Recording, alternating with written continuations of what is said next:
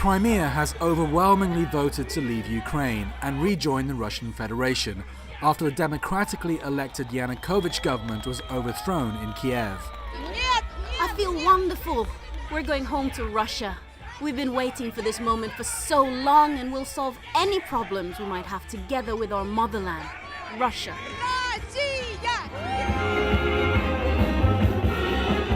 For most ordinary Crimeans, this is a dream come true and a chance for a better life under Mother Russia.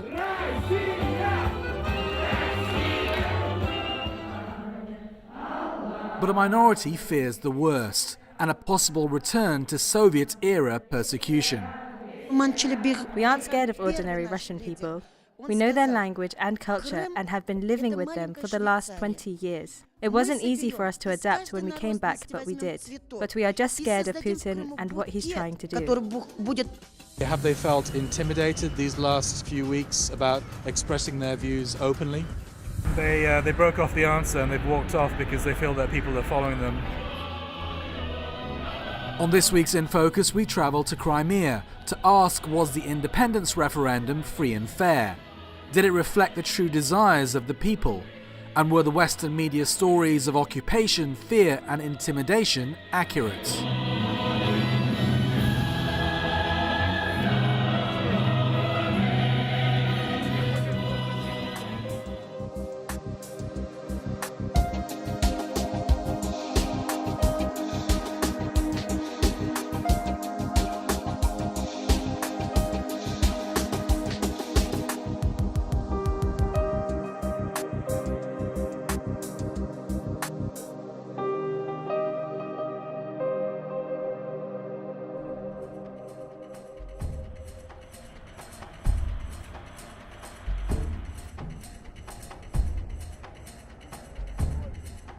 It's a week before the March 16th referendum on Crimean independence, and pro-Russian activists are gathering in Lenin Square in the center of the Crimean capital, Simferopol. The square is constantly surrounded by pro-Russian defense forces who won't talk to the media, but locals tell me that at least some of them are Russian soldiers. Here in Simferopol, the capital of Crimea, most people that we speak to certainly don't feel as though they've just been invaded by Russia. Most of these people are ethnic Russians and speak Russian as a first language. And by and large, they've welcomed the Russian troops and the pro-Russian forces that we see patrolling the streets. They say they're protecting the local people, and they certainly aren't invaders. The Americans are trying to stir up trouble here. Where were the Americans in 1954 when Crimea was illegally given to the Ukraine? What's their problem? This is Russian land. It's none of their business. I'm really proud of Putin. He's really clever and I hope he destroys America. Everyone is really excited here about the referendum, and to be honest, it's a difficult choice. But before shouting, I'm for Russia or I'm for Ukraine, I really hope people think about what they're doing before casting their votes.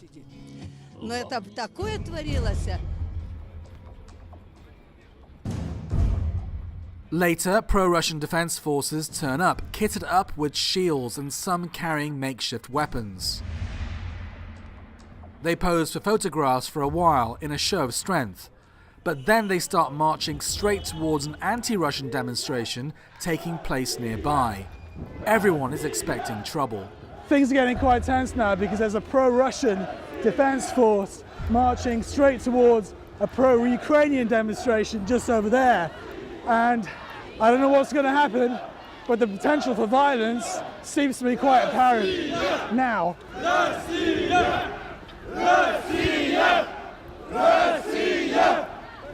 I was wrong. I had expected a fight to kick off. Perhaps the Western media reports of fear and intimidation on the streets influenced my thinking. But the pro-Russians just kept on marching, and the pro-Ukrainians were allowed to continue their protest.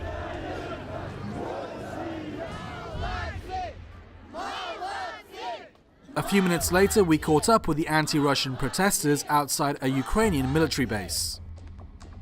So we're here at this Ukrainian military base in the center of Simferopol, and the soldiers behind me are actually Ukrainian soldiers, but they haven't been out of their own base. They're effectively prisoners in it since the Russian presence in Crimea started. You can see that soldiers nowadays of Russia are on the streets with the guns and they provocate our Crimeans, and I think that if they're not occupants, I'm a clone.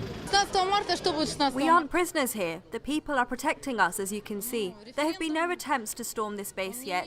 We will never give up anyway. I really don't know why Russian troops are here. This is Ukrainian territory. I came here because I'd like to support our Ukrainian forces and I'd like to support our Ukrainian people. We do not consider who we are, for example, on ethnic basis. Russian, Ukrainian, Crimean Tatars, Jews, Armenians, Churches, and so all of us are Crimean. Towards the end of the protests, more pro-Russian demonstrators tried to crash the party, but this time there were few in number. But despite the heated debates, I got the sense that violence wasn't on the agenda here in Crimea. And the people, despite their political differences, didn't hate each other enough to start some kind of civil war.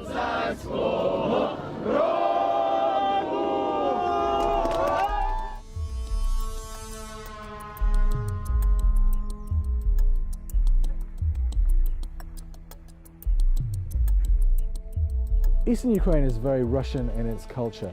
Most people here are ethnic Russians and they speak Russian as a first language. And of course, one of the symbols of Russian culture in this part of the world is the Russian Orthodox Church. And the patriarch of that church is in Moscow. For a foreigner, one of the first things that hits you in Crimea is how Russian the place feels. This is an area where Ukrainian is by and large not spoken, and where the Russian Orthodox Church reigns supreme. Even the last Tsar of Russia, Nicholas II, and his family are portrayed as saints in the church iconography.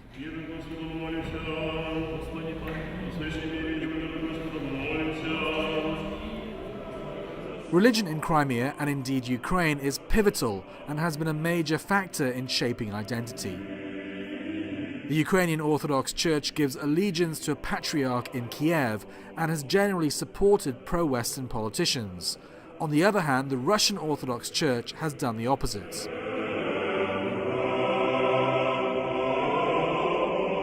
But when I visited this Russian Orthodox Church in Simferopol, the priests were wary about talking of politics.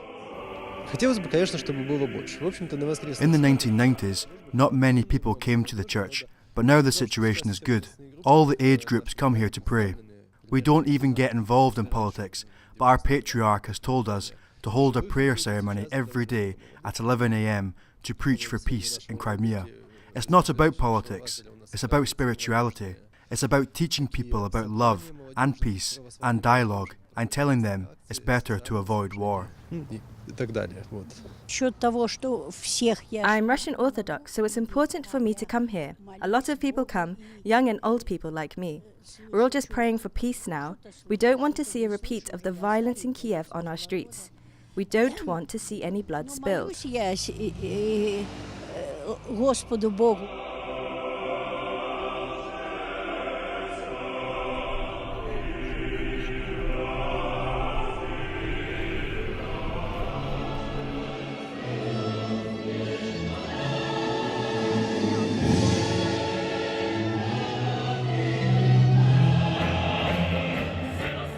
Crimea is a place with huge significance for the Russian psyche. It's historically been part of Russia for centuries and was given to Ukraine in the 1950s by former Soviet leader Nikita Khrushchev for administrative reasons and allegedly when he was drunk. Urban legend or not, the fact is the people of Crimea had no say in suddenly becoming Ukrainian. Later, the Soviet Union saw the peninsula transformed into a summer holiday camp. Tens of thousands used to descend here to enjoy weeks of sun, sea, sport and leisure. And Russians have always felt a sense of loss after Crimea became part of another country.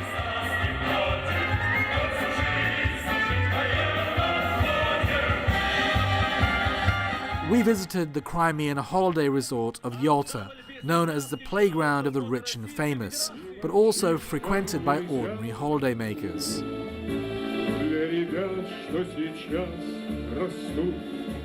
Immediately we stumbled across a pro-Russian concert, which was full of Soviet-era nostalgia. For the majority of people here, going back to Mother Russia is a dream come true. I'm going to support Russia in the referendum. People here, even if they're not ethnically Russian, feel Russian in their mentality. Ukraine isn't a real country. It's just a country that has been stuck together, which has very different parts. Yalta is a tourist area, but Kiev never really funded it. But living standards are so much better in Russia, so people will come from there to here, and the situation will be better.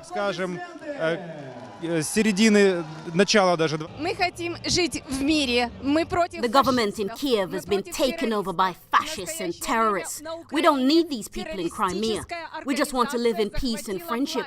Putin is a great leader and should send tanks in to crush anybody who tries to invade Crimea. The Muslim Tatars are against Russia, but they're only 10% of the population. And they've always lived as subjects of Russia after we took this land from the Turks. The Tatars only got their so-called independence after the Soviet Union fell. This is Russian land.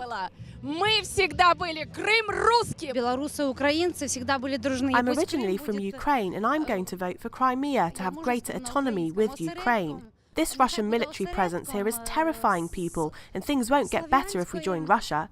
Putin is a dictator and everyone is afraid to say a word now. At least you have democracy in Ukraine. Russia is different. While we were in Yalta, we did hear reports of some hoteliers complaining about the lack of tourists since the Crimea crisis erupted.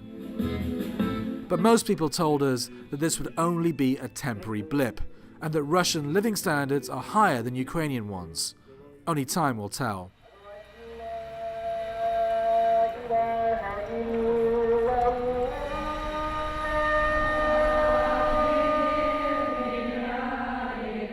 But of course not everyone in Crimea is happy about joining Russia.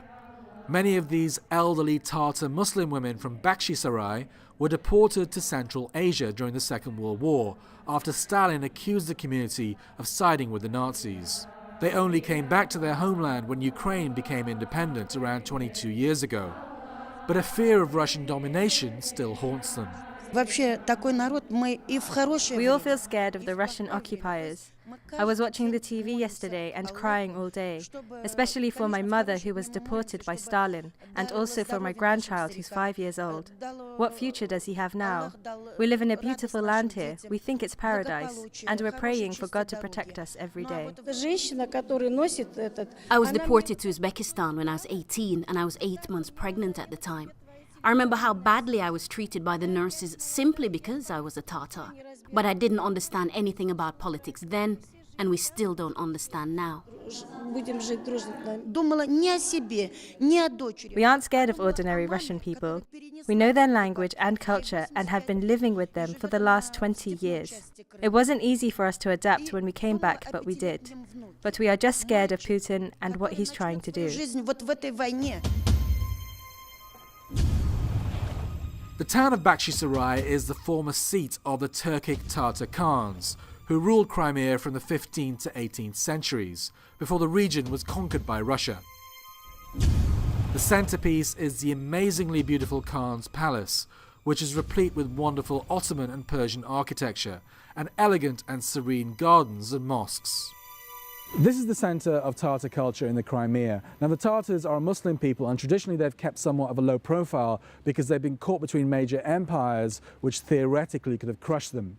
And even today, the Tatars who've traditionally feared Russia are somewhat in a state of panic about their future. The tour guides at the Khan's Palace were reluctant to talk to Russian journalists who visited, but were more open with the foreign media, hoping to get their message across. The Tatars are a huge mix of nationalities and even religions. Although all the Tatars here in Crimea are Muslims, we built this castle in the 16th century as the seat of culture and traditions, and since then we've always just wanted peace. What's going on now is a fight between two Slovak peoples, the Russians and Ukrainians, and we want no part of this fight, because we know that when the blood starts to spill, we will suffer. Ibrahimova was keen to stress that she respects the Russian people and language. But in a reference to the pro-Russian forces who are emerging all over Crimea, she added that Russians should come here without weapons. Of course, the current government in Ukraine isn't perfect, but what Putin is trying to do now is unacceptable in the 21st century. This isn't medieval times. We respect Russian people and welcome them here as visitors. Russian businessmen have also invested a lot in this area, and we are grateful, but they should come here without guns.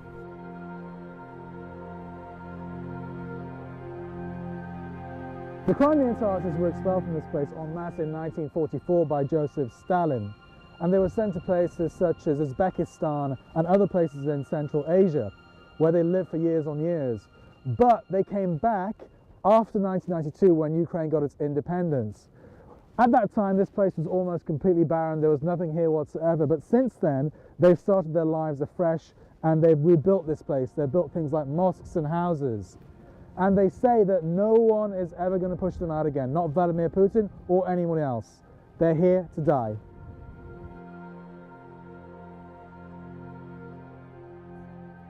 Shafiha Ismailova was only 1 year old when her family was forced into a cattle truck after being given only a few hours to grab their things and leave. She dreamed of returning to the land of her birth during her 62 years in Uzbekistan, and that dream finally came true 8 years ago. And she says she won't leave this land again. The first part of Putin's plan was to occupy the Crimea and western south of Ukraine. And the second part, to deport the Crimean people. Again, begin the life from the beginning. I don't know. It's a problem. And my health is not very good. I won't be able to work and so on. We boycott all this referendum because it's not according to the law.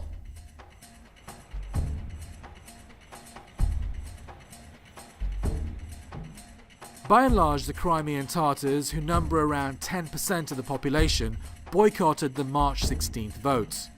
And although the Crimean parliament passed a decree guaranteeing their rights, the Tatars fear that they still could be viewed as traitors in the new Russian Crimea.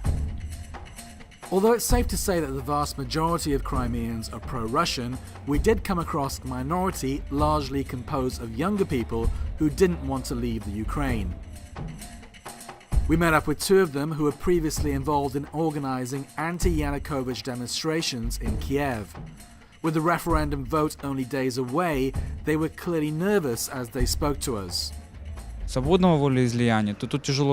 used force to invade Crimea, and this upcoming referendum isn't legitimate. They're going to falsify the results. There are a lot of minorities here, including Ukrainians and Tatars, and they're all against leaving Ukraine.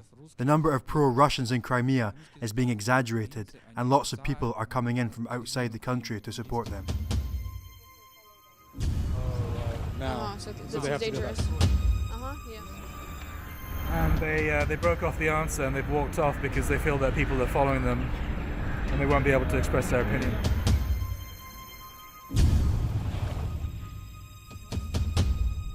We got back in the car and agreed to meet the students in another location on the other side of town.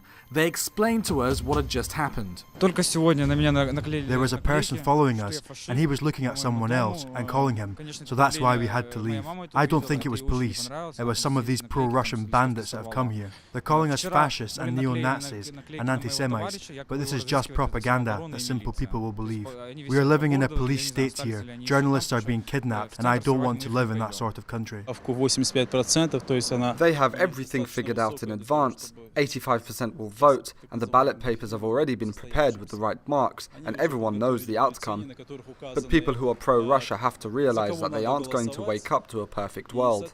Crimea depends on Ukraine for gas, water and electricity. It can't depend on Russia. When push comes to shove, Putin will protect Russia, but will forget about the Crimea.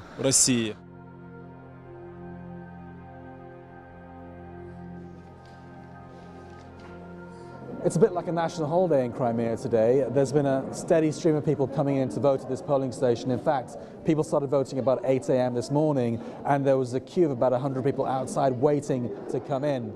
Now, people are going to be voting all day, and we have spoken to quite a few people already, and everyone's telling us that they're voting to join Russia.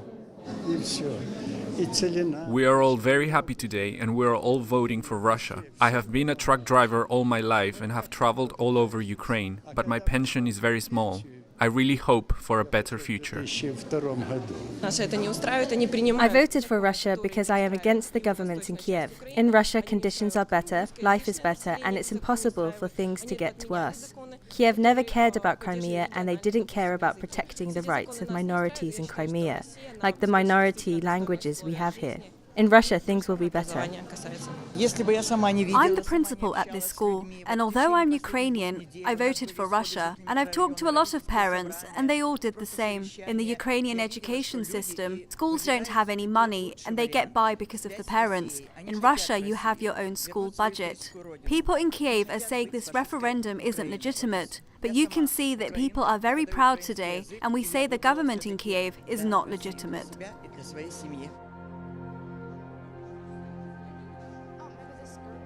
Western nations described this vote as fraudulent. They said it had taken place at too short notice, without a proper public debate, and under the presence of Russian troops. But despite that, it seemed to us that people were voting freely and fairly and out of genuine conviction. And scenes like this were repeated all across Crimea, with the eventual outcome being in no doubt. On polling day, we saw no sign of the small pro-Ukraine demonstrations we had seen on previous days.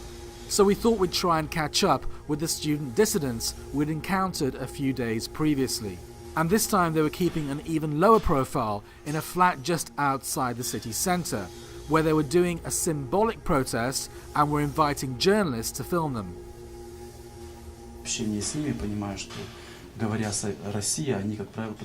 We are making this traditional Ukrainian dish as a protest against the referendum. Many people are staying at home today and cooking this food and then uploading pictures on the internet as a symbol of our rejection. This whole vote is prearranged and fixed. It's a big farce and a big lie. So all the people that we saw, I mean, we went to a polling station earlier on today, and we did see hundreds of people lining up to vote. Why did all those people vote? Were they forced to vote? Those who voted for Russia today were thinking about the imaginary glory days of the Soviet Union. They're thinking that we're going to go back to the Communist Party and some kind of super state.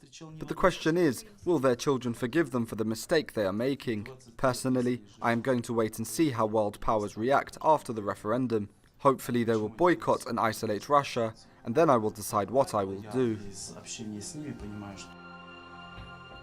The students seemed determined and brave, but on this day they were clearly fighting a losing cause.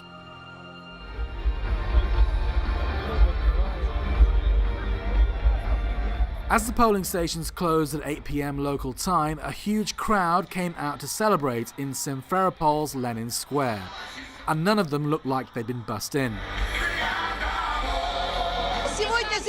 We are all really happy. It's such a great day for us. We've never seen so many people here like this before. It's like we're waking up after 23 years. When the official result was eventually announced, 96% had voted to join Russia, on a turnout of over 80%. Some questioned if these figures were accurate, but nobody seriously doubted that the will of Crimea's people had been carried out.